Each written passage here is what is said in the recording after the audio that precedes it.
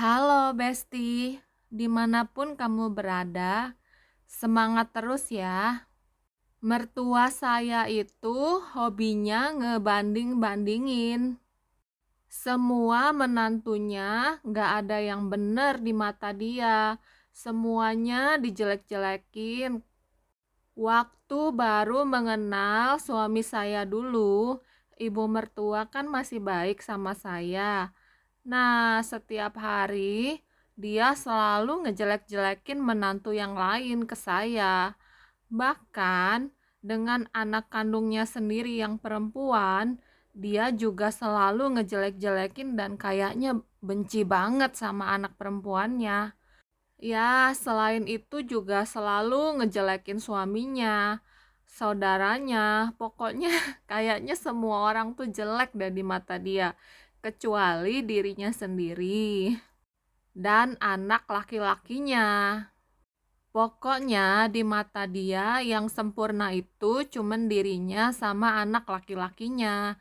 Nah, mantu-mantu perempuan laki-laki dan anak perempuannya, suaminya, saudaranya, semuanya jelek. Nah, lama-kelamaan dia jadi ya seperti dia jelekin mantu yang lain, dia pun mulai ya jelekin saya. Karena sering ketemu, jadi ya sifat aslinya mulai kelihatan. Saya memang sedikit jaga jarak sama dia, karena saya nggak nyaman kalau deket dia selalu ngomong yang negatif, selalu ngatain, ngehina, ngerendahin orang lain. Nah, jadi kadang kalau dia telepon, saya males ngangkat, atau kalau dia ngomong, saya diem. Nah, mungkin lama-lama dia kesel ya sama saya. Ya, habis gimana dong? Omongannya semuanya jelekin orang, kan males ya dengernya ya, capek. Padahal kan kenyataannya nggak seperti itu. Malahan kalau saya lihat, mantu-mantunya dibandingkan anaknya sendiri, jauh lebih bagus bobot bebet mantu-mantunya.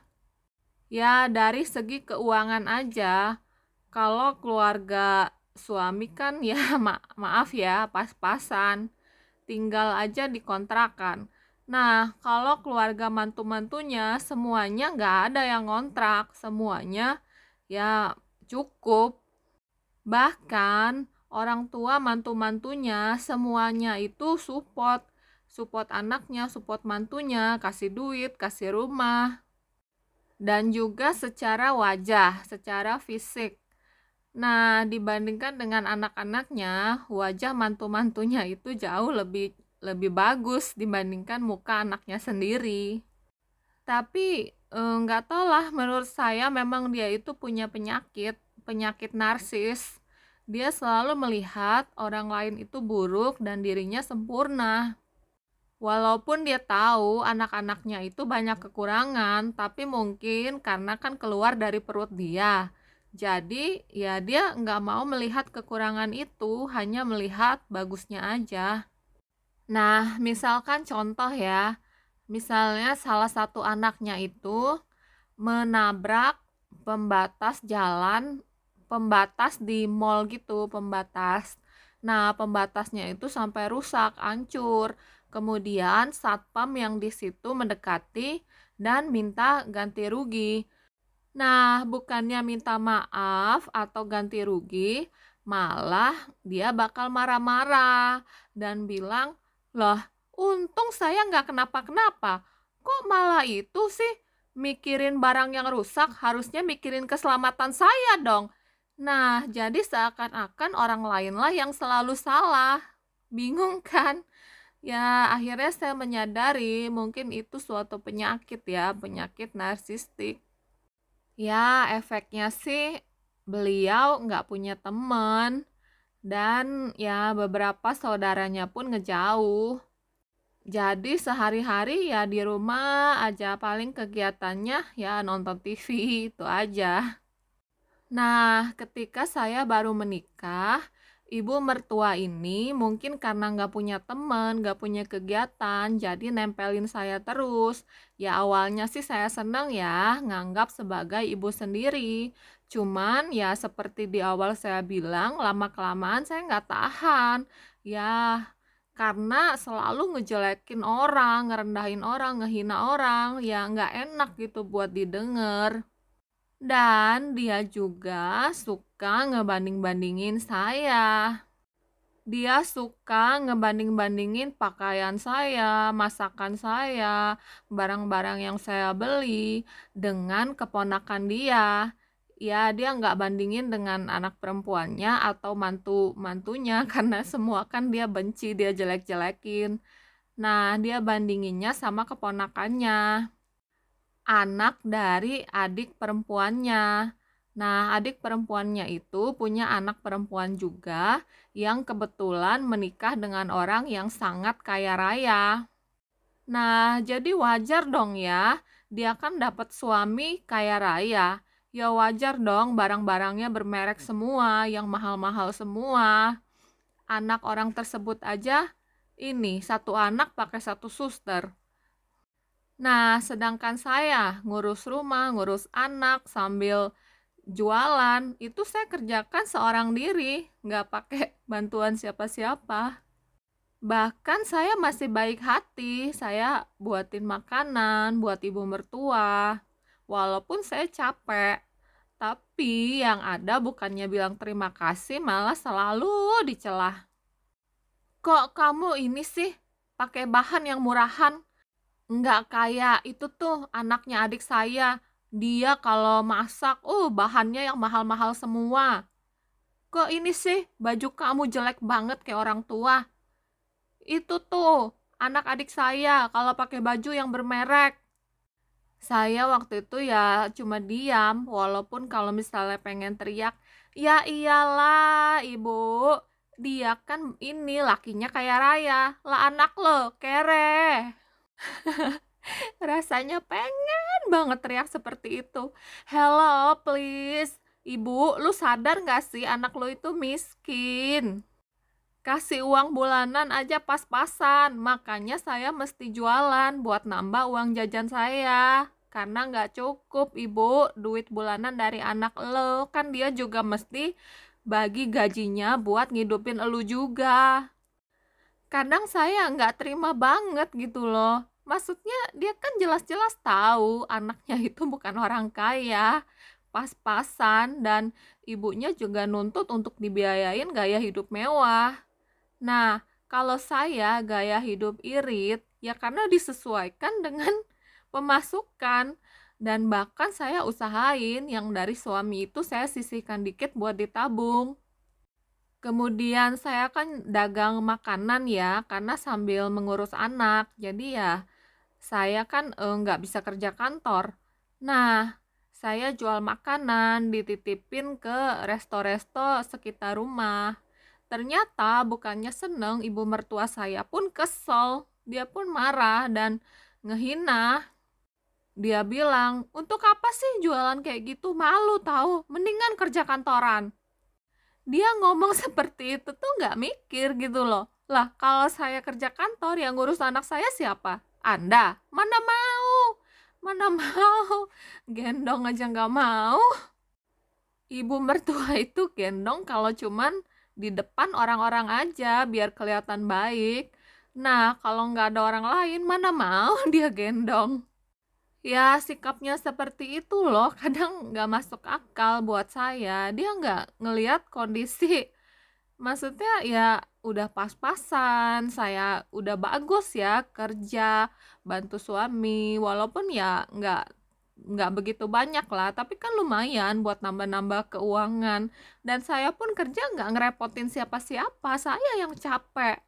Tapi dia nggak seneng gitu. Dia malu, dia pengennya saya itu seperti anak adiknya yang kaya itu. Ya dia kan kaya, suaminya yang kaya. Ya memang bener, harusnya saya nggak nikah sama anak dia. Harusnya saya nikah sama cowok lain yang ekonominya jauh di atas suami saya. Nah barulah pantas dia banding-bandingin sama anak adiknya. Cuman ya kalau dulu ada saatnya saya minder. Ya kadang kalau lagi merenung gitu ya saya minder, saya ngerasa "Oh iya, kenapa saya nggak bisa seperti anak adiknya, nggak bisa beli bahan-bahan yang mahal, barang-barang yang bermerek." Kadang saya, ya kalau lagi down gitu, ada masalah lain, ya bisa minder, bisa sedih. Dan kalau sedang minder, pasti pikiran itu bertambah-tambah dengan kekurangan yang lain yang dicari-cari. "Oh, kenapa ya saya nggak pinter ngomong? Kenapa ya saya nggak jago ngomong sehingga bisa ngejawab semua omongan mertua? Kenapa ya saya nggak punya karir yang bagus sehingga, ini gaji saya besar, saya bisa menggaji suster." Nah, akhirnya timbul pikiran mengasihani diri sendiri, sedih, minder. Namun dari ceramah yang saya dengar, kita nggak perlu minder karena kekurangan kita, karena kita pun punya kelebihan. Nah, setiap orang yang punya kelebihan, dia pun pasti punya kekurangan. Mungkin anak dari adik ibu mertua saya itu, ya dia cantik karena ya dia ke salon terus, pakai baju yang bagus, dandan. Nah, dia bisa beli barang-barang bermerek, bisa pakai satu suster untuk satu anak, jalan-jalan ke luar negeri. Ya, itu kelebihan dia. Tapi kelebihan saya bisa cari duit dengan tangan saya sendiri. Saya nggak cuman minta sama suami, nggak cuman nadahin tangan. Saya punya kelebihan, yaitu saya bisa masak, saya bisa mencari uang melalui masakan saya. Buat kalian yang mungkin minder karena dijelek-jelekan, direndahkan oleh ibu mertua atau oleh orang lain, jangan pernah minder, selalu ingat kita punya kelebihan.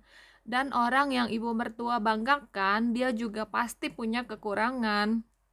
Dan yang pasti kelebihan saya sanggup untuk menerima ibu mertua yang sifatnya seperti itu.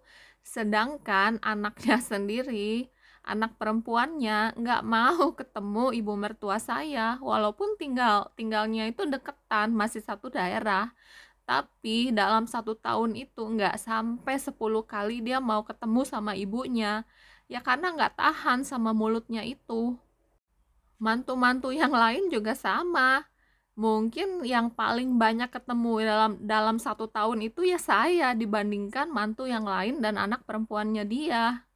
Nah, walaupun ibu mertua selalu ngehina, ngerendahin, ngejelekin saya, tapi dari semua orang ternyata sayalah yang masih lebih tahan sama dia. Ini kelebihan saya termasuk. Nah, kalau dulu anaknya kawin sama orang lain, belum tentu mau untuk ngelihat mukanya. Bahkan mungkin bisa dilarang kali suaminya untuk ketemu dia. Pokoknya ya, jangan pernah minder karena ingat, kita pun punya kelebihan, orang lain pun punya kekurangan. Selalu ingat diri kita berharga, diri kita ini penting, diri kita ini spesial. Ya mungkin kita nggak bisa sama dengan orang lain dari segi harta, ya karena mungkin terlalu jauh bedanya. Tapi kita ini punya kelebihan dari sisi yang lain. Ya mungkin kita punya kelebihan bisa masak, bisa nyanyi, bisa bisa apapun lah. Dan mungkin ya keluarga kita bahagia dibandingkan dengan mereka yang lebih kaya. Kelebihan saya yang sabar akhirnya membuat rumah tangga saya baik-baik aja.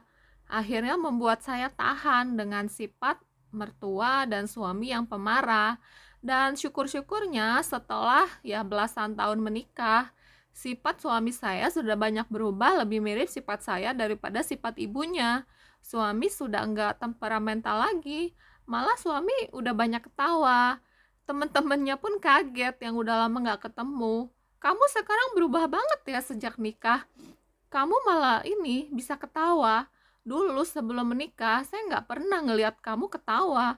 Temen suami saya bilang gitu ke suami saya. Mereka merasa sejak menikah suami saya jauh lebih bahagia. Nah, berarti ini pun termasuk kelebihan saya, yaitu bisa membuat suami merasa bahagia sehingga sifatnya bisa berubah. Jadi ingat, kita jangan pernah merasa minder karena kita pasti punya kelebihan. Dan orang lain pun yang kelihatannya banyak kelebihan, dia pasti juga punya kekurangan. Tetap semangat ya. Dadah.